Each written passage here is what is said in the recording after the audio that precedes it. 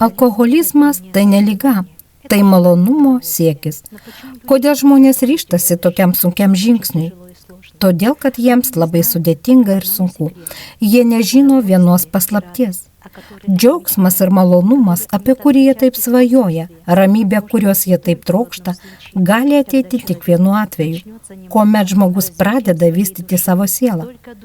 Tik besivystanti siela gali jausti vidinę ramybę, pilnatvę, vidinę taiką bei džiaugsmą. Žmonės pamiršo apie tai.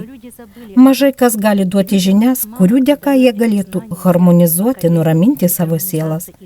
Kadangi jie gyvena labai sunkių socialinių laikų, vidumi tokie žmonės yra griaunantis. Socialinė aplinka yra griaunanti. Žmonės ieško palengvėjimo alkoholyje, kuris ramybės deja neatneša.